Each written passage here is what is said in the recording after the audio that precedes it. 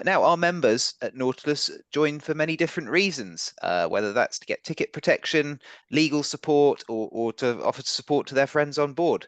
But in the last few years, high inflation has been eating away at people's spending power, and I think it's fair to say that pay has been at the forefront of a lot of people's minds. Pay negotiations are, of course, part of the really key work that trade unions do, and Nautilus is no exception to that. So today I'm speaking with our Director of Organising, Martyn Gray, about the money. What results have our industrial organisers managed to achieve for members over the past year in the wake of that high inflation? And is union membership a good investment for maritime professionals financially? Martyn, thanks for joining me. Glad to join you, Rob. And I think there's some really interesting questions that you asked there. Yeah, it's quite a lot to get into. I've actually got some of the figures here for 2024, and it seems to be looking good. So yeah, would you like to start by giving a couple of those top lines? So if we go for the top line figures, if we look at the collective bargaining increases for 2024 so far, we're still in discussions with a number of employers that are set to conclude at the end of 2024. We're looking at an average of 5.9% improvement. A median improvement of 5.5%, and we've got bounds within that that's somewhere between 12.7%, which was at the top end of what we managed to achieve on average for one particular employer, and a minimum of 2.5%, which was the lowest that we've been able to achieve in terms of an agreed improvement.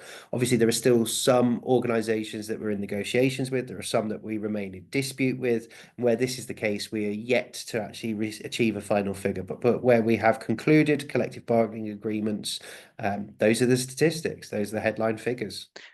Yeah, thank you. That's a lot of percentages to throw around. So people are probably wondering, like, what does that translate into? So inflation over that period, I believe we used the retail price index to establish what that was. And I believe that was at 2.7%. So that means your money is basically worth 2.7% less than it was at the beginning of the period. Um, and you say the sort of average improvement for our members was 5.9%. So obviously Yes. that means their spending power has actually increased over that period by quite a significant amount. Am I right about that? Yeah, absolutely. So even if we look at the median, which is when we look at all of the collective bargaining agreements that Nautilus International in the UK has concluded so far in 2024, when we're looking across that, the one that sits right in exactly the middle of those results, the median result is 5.5%. So if we take away inflation, which September 2024 for the 12-month period from there was 2.7%. So if we take that away, we're looking at a real terms improvement of 3.7%. So that's their salary actually is worth in purchasing power 3.7% more than what it was at the same period in 2023. And that's what we've been able to achieve. That's looking at the median. So at least 50% of those that we represent in collective bargaining have achieved that or more. Yeah, I think that's obviously a really great figure. Um, Getting into it a bit more, how has this period been for businesses? So have you faced really strong headwinds trying to get that result because the businesses our members work at are struggling? Or is it quite a good situation for them where they are feeling happy to sort of spread the wealth around a bit to employees who are performing well? What's the situation like there? I mean, I think that would be something that needs to be looked at from a sector by sector basis more than anything else. Shipping generally is anti-cyclic where it comes to economic cycles, so it tends to not necessarily follow the general trend in wider economies. But what we do tend to see is 2024, there's been a fair bit of political and economic uncertainty. We've come out of a period of high inflation, but that has put us into a period of high interest rates in order for central banks to control that inflation.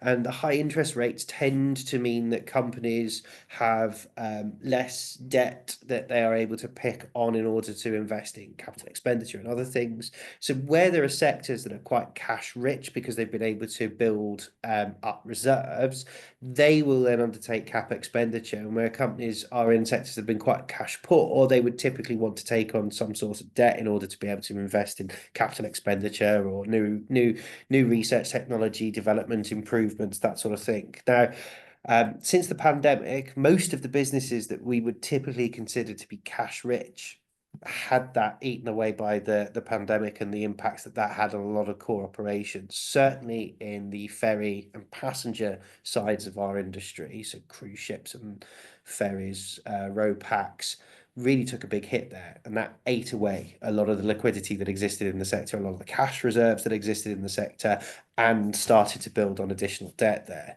What we've seen in the cruise and what we've seen to some extent in the ferry sector are companies not being able to offer uplifts that have been as high as other sectors, and that just is because of the debt situation, because of the cash, the liquidity situation. They've not been able to be able to offer that forward because a lot of them would have taken on more liabilities across the pandemic, and a lot of them would have divested of assets in the pandemic. There was a large amount of old tonnage being scrapped instead of being laid up with additional costs going into that. So in terms of the economic factors, we need to look at it at a sectoral level. Looking at it sectorally, some sectors are doing quite well, some sectors are not doing as well as what they would like to see. But overall, the picture in global maritime is one of growth. We see that in dry cargo and liquid cargo shipping. And we also see that across many other industrial subsectors that exist within maritime where there is positive pictures. Yeah, so looking at those pay uplifts, and I've got a graph here breaking it down by sector. It looks like renewables has been quite good there for our members, coastal, harbour, offshore, and yeah, as you say, cruise, sectors like cruise have not performed so well. So it's a mixed picture, but it looks like it's positive in general across the maritime industry. There are very few areas where we have not seen a real terms wage growth in 2024 in the conclusion of the 2024 negotiations. And indeed, if we go back just a little bit further and we look at the picture from 2022 through to 2024, we see that when compared to inflation, we are marginally above that inflation, that high period of inflation period that existed from 2022 through to sort of 2024. We look at that window and we look at the improvements that we were able to achieve on a just on a maritime basis, not looking at a sectoral, we are roughly up compared to inflation, but only just. And indeed, the good improvements of this year offset some challenging improvements last year where we saw pay rises happening and being agreed, but those pay rises in real terms were either quite flat or were a little bit below where they would have been to maintain purchasing power. So this year we've seen some recovery of that.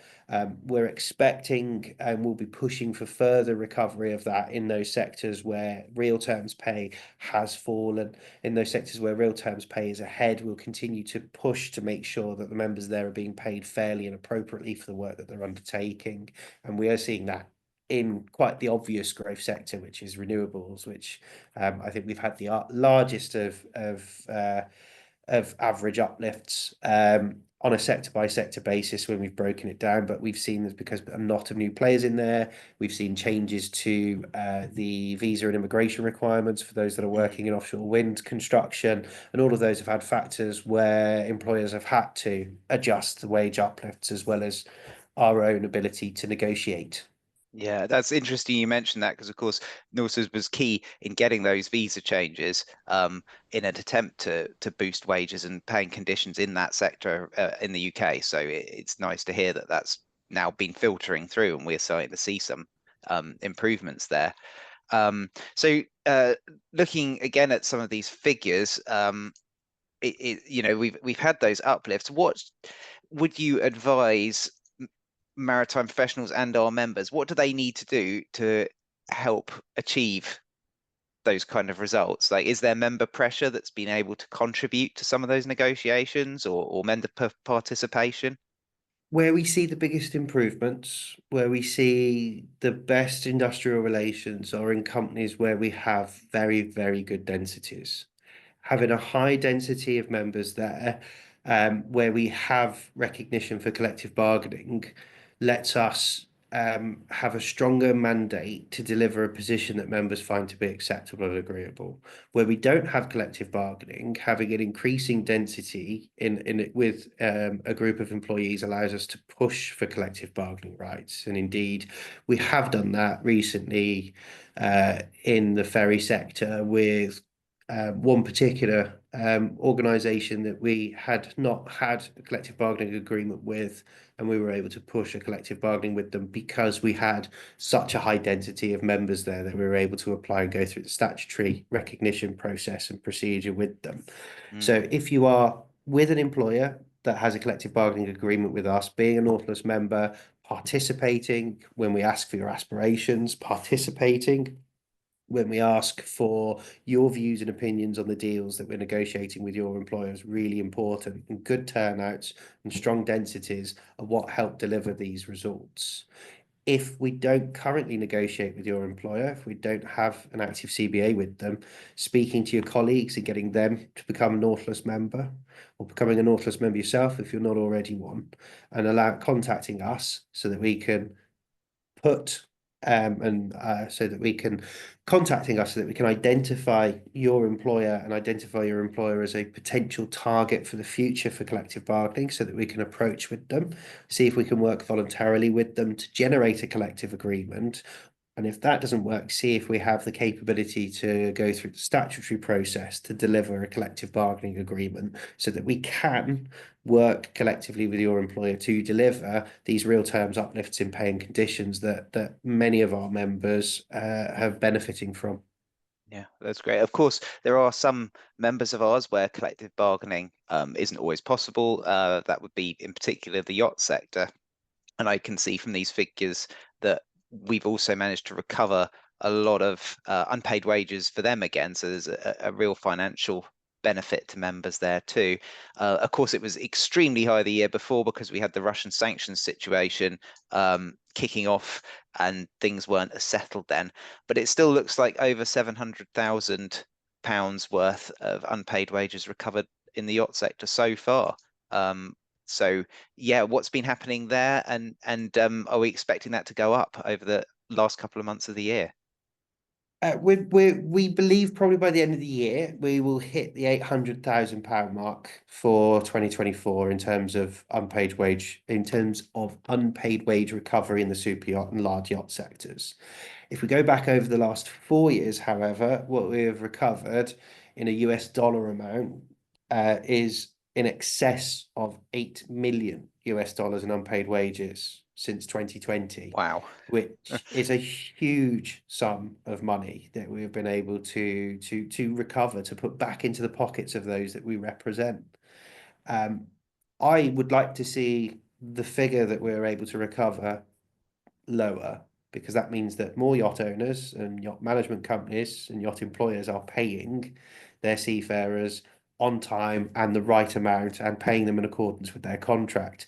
Mm, We recover unpaid wages because this is money that members are entitled to receive, that for some reason or another, someone else believes that they are not on the hook to have to pay for. And we, especially in the large yacht sector, are increasingly having to contact employers to tell them that actually this contract is a contract for you as well as a contract for the member.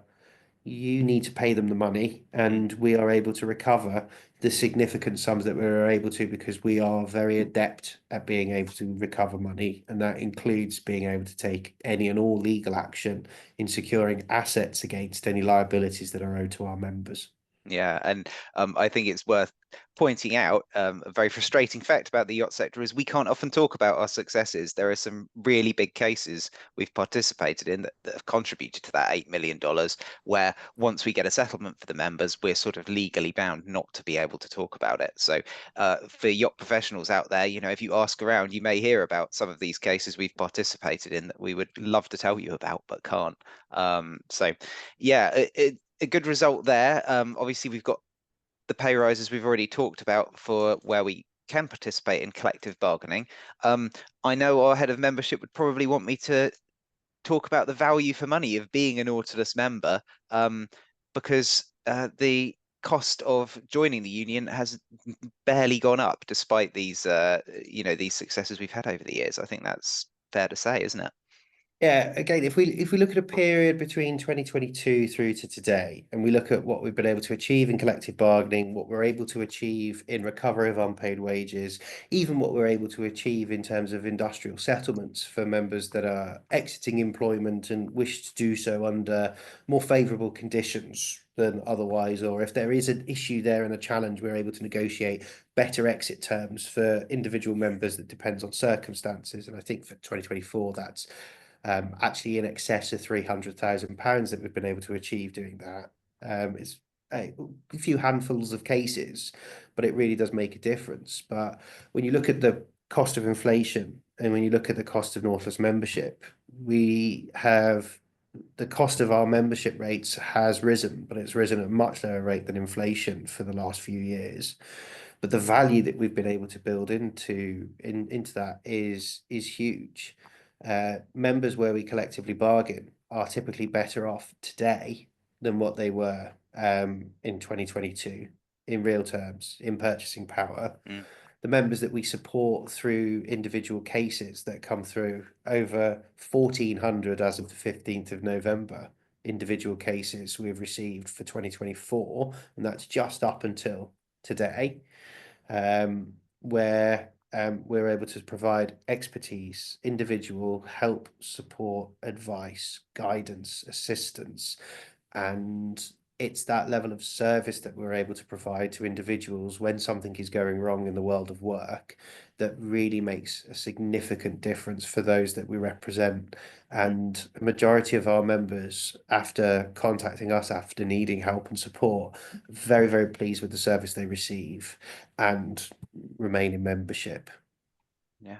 Well, thank you, Martin. Thanks for that overview. And yes, I'm looking forward to seeing some updated figures, hopefully at the end of the year, but very, very positive for 2024. So far, so good. Thanks very much. Thank you. Cool. Thanks. Happy with that? Yeah, I am.